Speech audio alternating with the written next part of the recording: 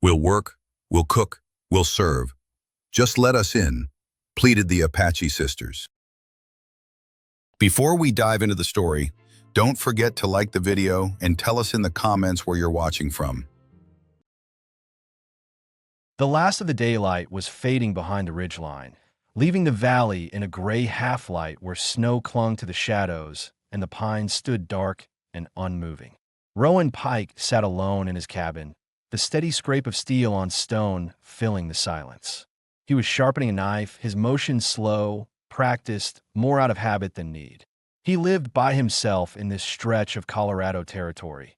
33 years old, broad-shouldered, a man who had done his time riding scout for cavalry patrols and breaking horses on ranches, but who had no taste left for the arguments of towns or the blood feuds of men. His mission now was survival in its simplest form. Cut wood, keep the fire alive, see winter through. Rowan wasn't a grieving widower like so many who hid from the world. His solitude was chosen. Too many years of watching men tear each other apart for scraps of land or pride had taught him that quiet was worth more than coin. He had no family waiting for him, and he wanted none. He had built his cabin, raised his fences, and stayed clear of both soldiers and settlers alike. The knock came without warning.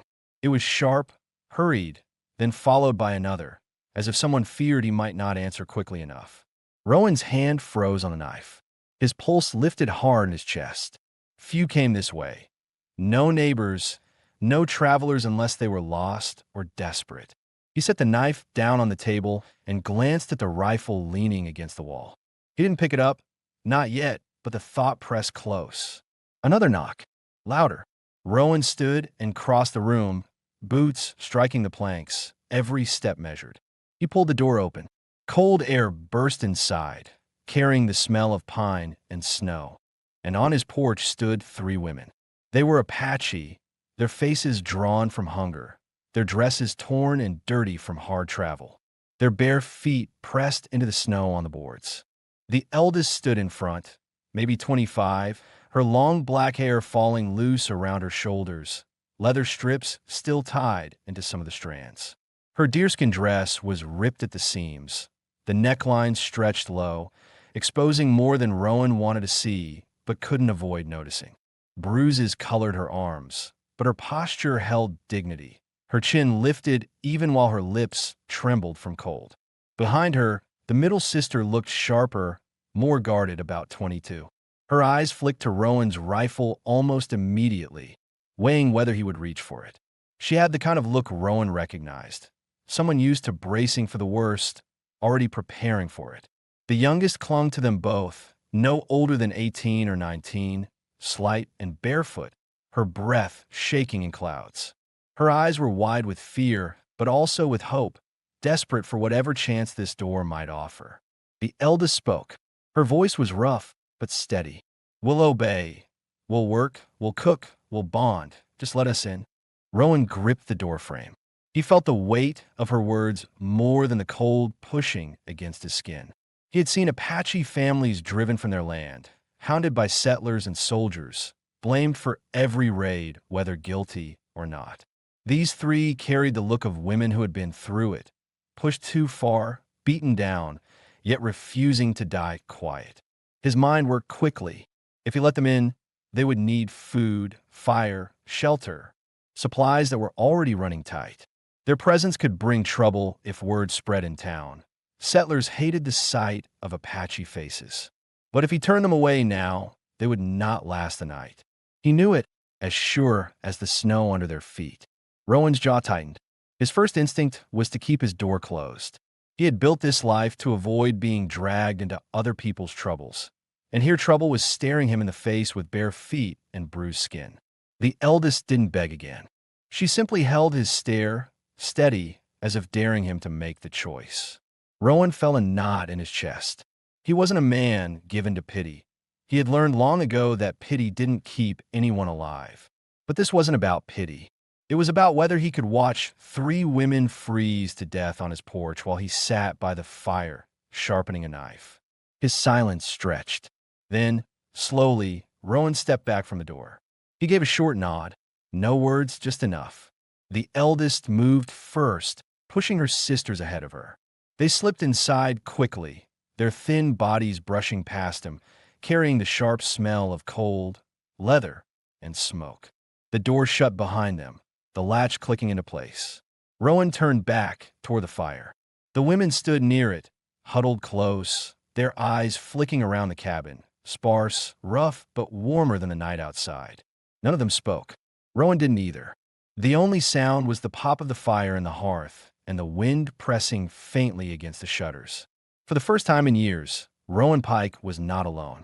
The cabin felt tighter with 4 people inside, the air heavier though the fire did its best to push warmth into the corners.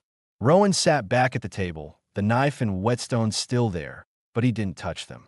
He watched as the 3 women stood near the hearth, their eyes darting across the room as if trying to measure where they were and whether they were safe. The eldest kept her shoulders square, but Rowan noticed the way her fingers trembled when she held them out toward the fire. She was the one who had spoken at the door, and her presence carried weight. The middle sister had a sharper edge in her gaze. Rowan guessed she was the one who had tried to take charge when the eldest faltered, though she deferred once her sister stepped forward. The youngest stayed closest to the fire, pressing her hands to her arms as if she could rub life back into herself. Rowan realized none of them had eaten recently. The thinness in their faces and the hollow sound of their breathing made that plain. He rose, crossed to a shelf, and pulled down a small sack of beans and a strip of salt pork. He dropped them onto the table with a dull thud, then pointed toward the pot hanging on the hook over the fire. "Food," he said simply. The middle sister moved immediately, stepping forward without hesitation. She lifted the pot, poured in water from a jug, and set to work. Her movements were quick, careful, like someone used to making do with little. Rowan watched her stir the beans in silence, the smell of the pork beginning to seep into the air. He took a moment then to study them with more care. Questions pressed into his mind, the same ones any man would have asked if he'd seen 3 Apache women alone on a winter road. Why were they here? Where had they come from? What had happened to the men who were supposed to protect them? Rowan didn't speak the questions out loud, but he thought them, and he guessed others would too if they ever saw these women at his side. The eldest caught his eyes once, then again, and after a long pause, she said quietly, "We walked for many days. Our people gone." She didn't explain whether gone meant dead, scattered, or pushed away. Her English was broken, but clear enough. "No place. We came here." Rowan let her words hang. He didn't push for more. He knew enough of the wars between settlers and tribes to understand what gone could mean, and he wasn't a man who liked to hear details that couldn't be undone. He looked at their feet, raw, red from the cold. No boots, not even moccasins. That told him enough about what they'd endured. When the beans began to soften, the middle sister filled 4 bowls. Rowan noticed how they split theirs between the 3 of them, leaving the largest portion untouched, sliding it closer to him. He frowned, pushed it back, and said, "Yours." His tone was flat, but it carried weight. The youngest looked up at him then, wide-eyed, as if surprised a man would turn food away. She hesitated before eating, then bent her head and took the bowl in both hands, sipping from it like it was more precious than anything she'd held in days. Rowan felt something shift in his chest. Not pity, but a steady pressure, like responsibility pressing down whether he had chosen it or not. Later, when the bowls were empty, Rowan reached for a blanket folded on a shelf and tossed it toward the floor by the hearth. The sisters laid it out, curling together on the boards close to the fire. Rowan sat back at the table, staring into the flames, his thoughts circling. He had let them in out of instinct, maybe decency, but now he wondered what came next. The valley was long and the winter was hard, and supplies didn't stretch far even for one man. Still, he hadn't bolted the door. That meant something, and he knew it. The night grew quiet. The sisters drifted into uneasy sleep, the youngest breath hitching softly now and then. Rowan stayed awake longer, listening to the fire crackle, his mind caught between the silence he had chosen for years and the weight of 3 lives now lying under his roof. For the first time in a long while, he felt unsettled. Not because of fear, but because he knew tomorrow would no longer look the same as yesterday. Morning came slow. The first light of day leaked through the cracks in the shutters, gray and cold, the kind of light that made everything look harsher than it had the night before. Rowan was already awake. Sitting on the edge of the bed he had built himself years earlier, boots laced, shirt pulled on. He listened to the steady breathing from the hearth where the three women slept curled together under the blanket. For a moment, he thought about how strange it was to hear more than his own breath inside this cabin. Strange, but not unwelcome. When he stood, the eldest stirred first. She blinked at him, then sat up slowly, pulling the blanket tighter over her shoulders. Her hair was tangled, strands falling across her face, but her eyes were sharp and watchful. Rowan noticed that she did not look at him with fear, only with a kind of guardedness, as if waiting to see if he would change his mind about allowing them to stay. The middle sister rose next. Without asking, she moved toward the table and began gathering what little there was for breakfast. Rowan had a habit of eating cold bread or jerky in the mornings, but she filled the pot with water and dropped in the last handfuls of dried corn, stirring it over the fire with quick, efficient motions. She did not waste words, but her actions said enough. They intended to pull their weight. The youngest woke last, shivering as she sat up. Rowan noticed her bare feet again, skin split at the heels. He realized he hadn't given them shoes, nor even asked about it. Any man in town would have, out of suspicion or cruelty, but Rowan had kept silent. Now he understood the unspoken question hanging in the air. How long could they stay here with nothing but rags on their backs? He stepped to the corner where he kept a few things he no longer used. An old pair of wool socks, a smaller pair of boots left behind by a passing trader years ago. He set them by the fire without a word. The youngest looked at him, startled, and only after a pause did she reach for them. The eldest murmured something in Apache to her sisters, a quiet thanks he didn't need translated. She looked at him again, and this time her expression carried something heavier, acknowledgement, maybe respect. As they ate, Rowan's thoughts circled. He wondered where they had come from, what had scattered them, why no men had come with them. The eldest seemed to sense his questions. When the meal was finished, she said, slowly, soldiers came. Settlement men came too. Our home burned. We left. We walked many nights. She lifted her chin, steady. Now we are here. Rowan didn't ask for details. He knew what that meant. Raids, forced marches, killings. He had seen it before when he scouted the frontier. The women who survived had nothing left but what they could carry. Their presence here was not chance. They had come looking for someone who would not send them away. Later, Rowan pulled on his coat and stepped outside with the axe over his shoulder. The coal bit hard, but he needed wood for the stove. He chopped slowly, the sound echoing through the still valley. When he carried the first armload back in, he stopped short. The youngest was already carrying smaller pieces inside, her arms straining but her face stubborn. The middle sister was at the table, sewing a torn seam in her dress with sinew thread she had pulled from her own garment. The eldest was kneeling by the hearth, washing the bowls carefully, as if the act of keeping them clean meant something. Rowan set the wood down and stood there, watching. A thought pressed into him. These women had not come only to beg. They had come to stay. That night, after another meal of beans and salt pork stretched thin, Rowan sat at the table carving a handle for a broken hammer. The firelight made the room glow, shadows dancing on the log walls. The sisters huddled close, speaking softly in their own tongue, but every now and then the eldest glanced his way. He felt it, her eyes on him, measuring his silence, testing how much room there was between them. Rowan thought about the questions that still hung unanswered. Did they have families still alive? Were they being sought? Would trouble follow them to his door? He didn't voice them. He had lived long enough to know that answers did not always matter. What mattered was the choice standing in front of him. He could turn them out tomorrow, keep his life the way it had been. Or he could let this continue, accept the weight that came with it. When he finally set the knife aside, he realized the door was still unlatched from earlier. For years, he had locked it each night out of habit. Tonight, he hadn't. That was his answer, even if he hadn't spoken it aloud. The women slept close to the fire again, their bodies pressed together for warmth. Rowan sat awake longer, his thoughts heavy but steady. The silence of his cabin was no longer empty, and though he hadn't decided it in words, he knew already he would not send them away. The days after their arrival settled into something resembling routine, though it was a routine Rowan had not expected to share. Each morning, the fire was stoked before he reached it, the pot already filled with water, the youngest carrying logs half her size, as if she meant to prove her worth in silence.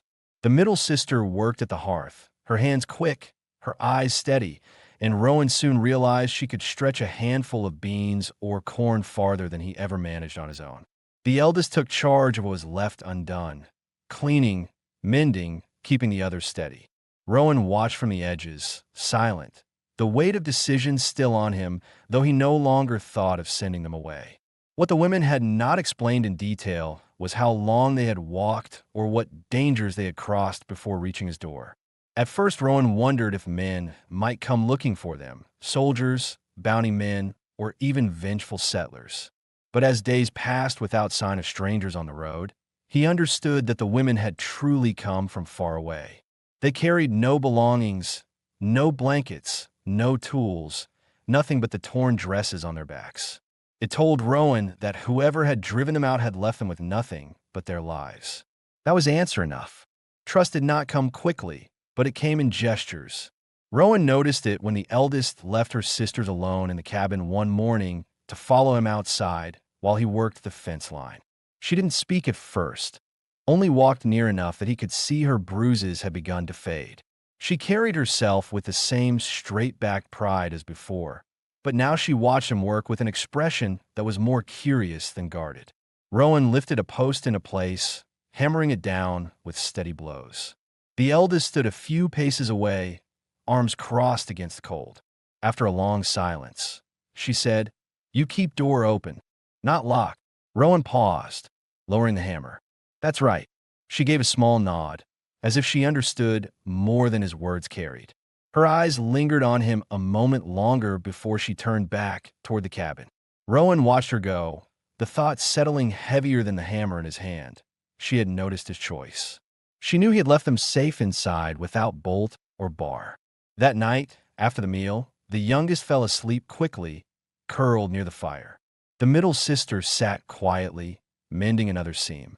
Rowan worked at carving a handle again, the knife blade flashing in the lamplight. The eldest sat closest to him, her hands folded in her lap. After a long stretch of silence, she reached across the table and touched the wooden piece he was carving. "You fix things," she said softly. Rowan looked up at her hand, resting on the unfinished handle. His chest tightened, though he kept his voice even. "Things break. Someone's got to mend them." Her fingers lingered on the wood, then brushed the back of his hand. It was not an accident. Rowan felt his breath shift, the quiet inside the cabin suddenly heavier than it had been in years. He didn't pull away. The middle sister noticed, but kept her eyes down on her work. Rowan realized then that whatever bond was forming between him and the eldest was not hidden. It was accepted, at least for now. When the women settled to sleep, Rowan remained at the table, his knife set aside, his thoughts circling. The question most would have asked, why these women had come to him, why they trusted him at all, hung unspoken. But the answer was plain in their actions. They had nothing left, and he was the man who had not turned them away. That was enough to bind them here. Before he lay down, Rowan walked to the door and pressed his hand against the latch. He thought of the fear that had driven them to knock on his cabin, the desperation in the eldest's eyes. He thought of the way her hand had touched his without hesitation. Slowly, he let the latch fall back into place, leaving the door unbarred again. For the second time in as many nights, Rowan Pike made his decision without words. The silence was no longer only his. The snow held deep in the valley, crusted hard enough in the mornings that Rowan's boots crunched loud when he stepped outside. The days carried the same routine now. Fire lit at dawn, beans or cornmeal stretched into meals, with stacked high, water hauled from the creek. But the rhythm no longer belonged to him alone. The sisters moved through the cabin with a kind of quiet order, each one carrying tasks without being asked. The youngest kept to the lighter work, fetching wood, sweeping the floor with a bundle of dried sage. while the middle sister cooked and managed the hearth. The eldest watched everything, filling in where needed, and Rowan began to notice she always chose the work closest to him. He hadn't asked their names. It was something the listeners might wonder. Who were they beyond eldest, middle, and youngest? Rowan himself thought of it one night as he sat at the table, knife in hand. But when he glanced at them, he realized they hadn't asked his either. In their silence, there was an understanding.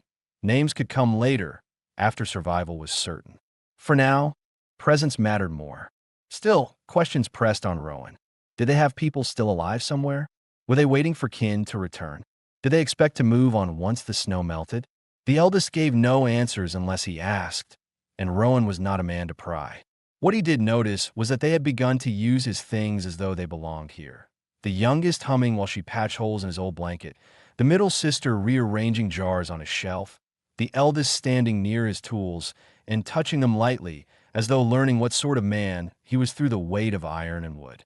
One evening, after a long day splitting wood and repairing the corral, Rowan came in with his shoulders stiff and his hands raw. The eldest was at the fire, mending the last torn seam of her dress with the sinew he had given her. When she rose and slipped it back on, the garment hung whole again, no longer falling loose around her shoulders. Rowan caught himself staring. She noticed. For a brief moment, the corner of her mouth curved, almost like a smile, though it faded as quickly as it came. He busied himself with his tools, though his thoughts stuck on the way she had looked back at him. He wasn't sure if it was gratitude, pride, or something heavier. Later that night, while the sisters settled near the hearth, Rowan sat at the table carving again. The eldest crossed to him, this time without hesitation, and placed the mended dress on the table for him to see. "Fixed," she said, her English slow but sure. Rowan nodded. "You did well." Her hand lingered on the fabric, then brushed against his as she withdrew. The contact was brief, but it sent a current through him that he didn't expect. He looked at her, meeting her eyes. There was no fear there now, only steadiness. The middle sister, still sharp-eyed, glanced up from the fire, her gaze flicking between them. But she said nothing, only returned to her stitching. Rowan realized then that the younger women understood something was happening, and they didn't object. Before bed, Rowan checked the door as he always did. Again, he left the latch unfastened. This time, he caught the eldest watching. She gave the smallest nod, the same one she had given him outside when she noticed his choice before. It was not a spoken agreement, but Rowan felt it as clearly as if she had put words to it. He was not just allowing them shelter. He was allowing them a place to belong. That night, as the fire dimmed, Rowan lay awake listening to their breathing. The questions that might trouble others, whether he had enough food, whether these women brought danger, whether gossip in town might spread, didn't carry the same weight anymore. What mattered was that the silence inside the cabin no longer felt empty. The thaw had not come yet. The snow outside was still hard, the wind sharp enough to cut through even the thickest coat, but inside the cabin, the air had changed. It was no longer just a shelter against the cold. It was a place where voices had begun to murmur in the evenings, where the scrape of a chair across the floor didn't echo in emptiness anymore, where Rowan could feel the weight of 3 women moving through his life as though they had been there longer than a handful of weeks. That morning, Rowan rose before them and pulled on his boots. He meant to bring in fresh water from the creek, but when he stepped outside, he found the eldest already there, crouched by the bucket with her hair falling loose around her shoulders. She looked up when he appeared, the pale dawn light showing the faint lines of weariness in her face, but also a steadiness that hadn't been there the night she arrived. She had taken his task before he could. Rowan felt something stir in him that wasn't annoyance, but something closer to recognition. She was not a guest anymore, not someone he had to carry. She was beginning to share his burden. Later, while the middle sister cooked and the youngest swept out ashes from the hearth, Rowan repaired a broken gate hinge outside. The eldest followed him again, standing close, her eyes watching his hands. He realized she wasn't only watching, she was learning. He paused in his work and handed her the hammer. She hesitated, then took it. Her first strike was clumsy, but by the third it landed square. She glanced at him after, waiting to see his reaction. Rowan gave a single nod. Nothing more, but she held his gaze for a long moment, as if the small approval meant more than words. Questions still pressed at Rowan's mind. Did she expect something from him beyond shelter? Did her sisters? The middle one often looked at him with suspicion, as though weighing his every choice. The youngest seemed content to follow, but the eldest was different.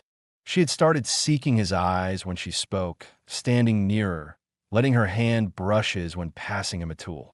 It left Rowan tense at times, unsure whether to draw back or to allow it. He had not shared his life with anyone in years, and he had not planned to again. But now each gesture from her felt deliberate, and his restraint was tested. That evening, as the wind pressed against the shutters, Rowan sat at the table carving. The eldest lingered beside him, closer than usual. She laid out the repaired dress she had mended earlier, smoothing it with her palms. The seams were tighter, the fabric less torn, though still worn thin in places. She stood in the glow of the fire, her figure outlined clear. Rowan looked up once, then forced his eyes back to the wood in his hand, but the thought lingered. He wasn't blind, and she wasn't trying to hide. When the middle sister and the youngest finally lay down to rest, the eldest stayed awake by the fire. Rowan remained at the table, unable to sleep. The cabin was quiet except for the crackle of logs. After a while, she rose and stepped toward him. She stood across the table, her fingers resting on the wood he had been carving. "You keep us," she said in her halting English, not as a question, but as a statement. Rowan's jaw tightened. He met her eyes. "I didn't turn you out." She nodded slowly. Her hand shifted, brushing his knuckles. He felt the warmth of her touch, subtle but deliberate, and something inside him gave way. He stood, the chair legs scraping against the planks. For a moment they only looked at each other, the silence heavy, the air in the cabin thick. Then he stepped closer, and she didn't move back. His hand lifted, hesitating, before resting lightly against her arm. She tilted her head just enough, her lips parted, and Rowan leaned down. Their first kiss was not hurried. It was careful, almost uncertain, but it carried the weight of everything left unsaid between them. When they parted, neither spoke. She touched his chest once, firm and steady, before turning back toward the hearth. She lay down beside her sisters, leaving Rowan standing by the table, his hand still tingling from the touch. He sat again, staring into the fire. The questions that listeners might have asked. What did she want from him? What did he feel for her? Whether this was pity or something else, he answered only to himself. He knew it wasn't pity. It was the slow, heavy pull of two people who had chosen not to walk away. That night, Rowan left the door unlatched once more. And for the first time, he did not wonder if it was the right choice. The morning after their first kiss, nothing was said. Rowan rose early, pulled on his boots, and stepped outside into the brittle air. He split wood, slower than usual, his mind circling what had passed between them. He had not expected it, yet he hadn't stopped it either. The weight of her lips still lingered, the press of her hand on his chest. He felt both unsettled and steadied by it. Inside, when he returned, the eldest was by the fire as though the night had never happened. She stirred the pot, her face calm, her hands steady. She didn't look at him, not at first. But when she passed him a bowl, her fingers brushed his again, deliberate, and her eyes held his just long enough to tell him she hadn't forgotten. The middle sister caught it too. Her glance was sharp, lingering, as if measuring whether what she saw was trust or danger. She said nothing, but Rowan could feel her watchfulness. The youngest, unaware or unwilling to mind, hummed softly while she folded the blanket, her small smile making the room lighter. That day, Rowan worked the corral with the eldest. He handed her tools, showed her how to brace a post, how to tie a knot strong enough to hold. She listened closely, tried with her own hands, and when she got it right, she looked to him, waiting. Rowan gave a single nod. She smiled faintly, the kind of smile he hadn't seen from her before, small but alive. It struck him harder than he wanted to admit. By late afternoon, the middle sister joined them, carrying water and watching as they worked side by side. Her silence held judgment. Rowan understood her suspicion. She wanted proof that his interest in her eldest sister was not the same kind of hunger they had fled from. He didn't blame her. He kept his movements careful, his touch measured, letting her see there was no force in him, only steadiness. That night, after the meal, the cabin grew quiet again. The youngest fell asleep first, curled on her side by the fire. The middle sister sewed patches in her skirt, her eyes still flicking up now and then toward Rowan and her older sister. The eldest sat closer to him than usual, her shoulder nearly touching his. The firelight traced the curve of her face, the lines of her figure beneath the repaired dress. Rowan kept his eyes fixed on the flames, but his awareness of her presence pressed against him like a weight. After a long silence, she leaned closer, her voice low. "You alone long time?" Rowan nodded once. "Yes. Now, not alone." Her words were simple, but her tone carried more. She was telling him she had chosen to remain, that what had begun between them was not chance but decision. Rowan's hand rested on his knee. She placed hers over it, light but firm. He didn't move away. The middle sister's stitching slowed, then stopped. Rowan saw her looking at them, but after a moment she dropped her eyes and returned to her work. She hadn't given approval exactly, but she had chosen not to interfere. That was its own kind of acceptance. Later, when the others had finally lain down, Rowan lingered by the table. The eldest stayed too, standing in the glow of the dying fire. She looked at him for a long time before stepping closer. Her hand rose, touched his face, rough with the day's stubble. Rowan caught her wrist lightly, holding it there. His breath deepened, and this time, when he leaned in, the kiss was not hesitant. It was longer, firmer, carrying the weight of all the restraint that had held them back until now. When they parted, she pressed her forehead briefly against his chest before pulling away. She returned to her sisters, lying down beside them. Rowan remained standing, his heart steady but heavy with something new. The questions that might have lingered for anyone watching. Did her sisters accept this bond? Was Rowan's silence proof of sincerity or avoidance? Did she truly want to stay? Were answered in small ways. The middle sister's wary gaze had softened. The youngest had shown no fear, and the eldest had chosen him with her hands, her eyes, her kiss. Rowan lay down at last, the fire dimming to embers. He left the door unlatched again, not out of habit anymore, but because the cabin was no longer his alone. The thaw had not yet arrived, but the snow had softened along the edges of the creek, dark patches of earth showing through where the current pressed against the banks. Rowan noticed it first that morning, leaning on his axe as he watched the water move faster than it had in weeks. He knew what it meant. The hard part of winter was turning, and soon the valley would change. The women would know it too, and he wondered if they would choose to leave when the passes opened again. That question weighed on him even as he swung the axe back down into the log, the sound ringing through the still air. Inside, the sisters had found their places more firmly.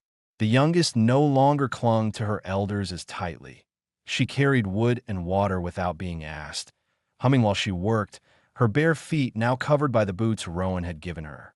The middle sister had turned his small stores of flour and cornmeal into meals that stretched far beyond what Rowan thought possible. He had caught himself eating better now than he had in years of living alone. The eldest moved between them all, watching, guiding, and more often than not standing near Rowan. Her presence felt even when she didn't speak. That night, after supper, Rowan sat at the table carding again. The eldest lingered beside him, shoulders brushing his, her hand occasionally resting on the table, so near his own that he could feel the warmth from her skin.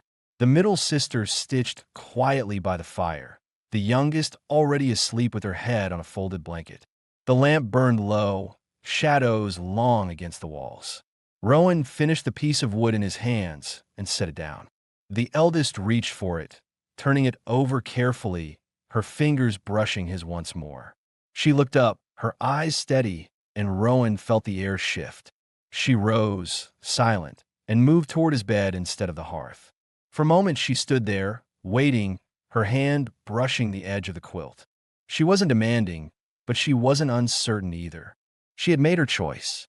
Rowan stood slowly, his chest tightening. He glanced at the middle sister. She looked back at him, her expression guarded, but she gave no protest. Her eyes dropped back to her stitching, though her hands no longer moved. Rowan understood. This was between him and the eldest now. He crossed the room, each step deliberate. The eldest met him with her chin lifted, her hair falling loose, her figure outlined in the lamplight. Rowan stopped close, his hand rising to touch her arm, then her face. She leaned into it, closing her eyes briefly before looking at him again. When their lips met, it was different than before, less hesitant, more certain. Her hand gripped the front of his shirt, pulling him closer. His arm circled her waist, feeling the curve of her body through the thin fabric. The kiss deepened, carrying with it the silence of all the nights they had waited. When they parted, she rested her forehead against his chest. He held her there for a long moment before guiding her down onto the bed. The fire crackled softly, the lamp burning low, the middle sister's eyes still flickering in the shadows, but her silence firm. Rowan and the eldest lay together, not hurried, not rough. Every touch was deliberate, measured, earned by weeks of restraint. When at last they rested, her head against his shoulder, Rowan felt a calm he hadn't known in years. The questions that had lingered in the minds of those who might watch, whether her sisters would object, whether Rowan's silence hid something selfish, whether the eldest had truly chosen, were answered in that night. The sisters had seen and said nothing. The eldest had made her choice clear, and Rowan had taken her into his arms, not with hunger, but with the weight of a man who meant to keep her there. When dawn crept through the cracks in the shutters, Rowan woke with her beside him, her hand resting over his chest, her breath slow and even. He glanced toward the fire and saw the middle sister asleep now too, her sewing left unfinished in her lap. The youngest stirred beneath the blanket, but only turned over and sighed. The cabin was quiet in a way Rowan had never known before. Not empty silence, but full silence. Rowan rose carefully, pulling on his boots, and stepped outside into the pale morning. The thaw was still coming, but for the first time in years, he wasn't thinking about surviving alone. He was thinking about what it meant to have people who would stay when the snow lifted. By the time the thaw fully came, the valley looked different. The creek swelled with melted snow, the ground turned to mud along the fence line, and birds returned to the pines. Inside the cabin, life had shifted too. Where there had once been silence broken only by the snap of fire, there was now the sound of quiet work, the murmur of voices, and sometimes the rare laugh from the youngest sister when Rowan said something in his flat, awkward way that amused her more than he meant it to. Rowan spent his mornings mending tools, repairing fence posts, and tending to the corral. The eldest often worked with him, her hands no longer trembling when she lifted a hammer or held a rope. She had grown stronger, steadier, and Rowan saw it each day. He had not asked for a partner, but he had one now, and she stood beside him without needing to be told.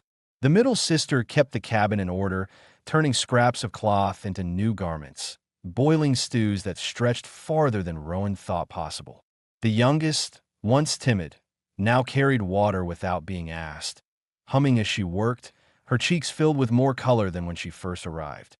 It was Rowan's habit to watch, silently, from the edges of the room. He caught himself thinking how natural it looked, how quickly the cabin had turned from his retreat into something larger, a household.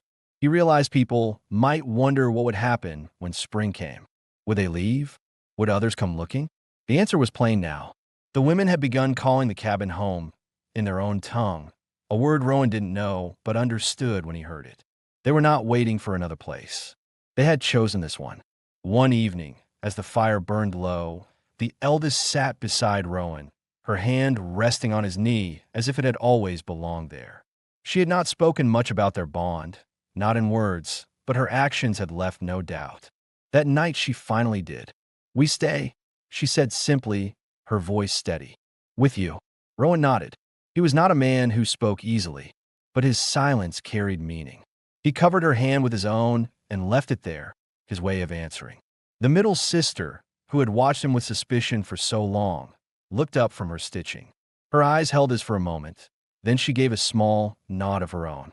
She had seen enough to know he had not harmed her elder sister, had not forced her, had not failed them. The youngest clapped her hands together softly, smiling, as though she understood too. Rowan rose then, crossing to the corner where he had been working in secret for days. He lifted a cradleboard he had carved from juniper wood, polished smooth, the leather straps cut and ready. He set it against the wall near the hearth. The sisters turned to look, their expressions shifting from surprise to something warmer. Rowan did not explain, but they understood this was not only about shelter through winter. It was about a future. That night, Rowan and the eldest lay together again, not with hesitation, but with certainty. In her eyes, he no longer saw only survival. He saw choice. He saw belonging. By spring, the cabin was filled with life. The doors stood unlatched, not out of absent-mindedness, but because there was no need to fear what lay outside. Smoke curled steady from the chimney, voices carried in the yard, and the once solitary man moved through his days with people at his side. The questions that might have lingered were gone now. The women were not passing through. They were staying. Rowan had not taken them in out of pity. He had accepted them as family. The bond between him and the eldest was no accident, no moment of hunger. It was rooted in weeks of silence, trust, and shared labor. Even the middle sister's guarded eyes had softened. The youngest no longer looked frightened. On a clear morning, Rowan stepped outside with the eldest at his side. The thawed air smelled of wet earth and pine. Her hand slipped into his, and he didn't let go. Behind them, the sisters worked inside, laughter drifting out through the open window. Rowan Pike had built a cabin to live alone. But now, without ever planning it, he had built a home. And in that home, for the first time in years, he was no longer a man waiting out the cold. He was a man with a family, and he knew they would not leave.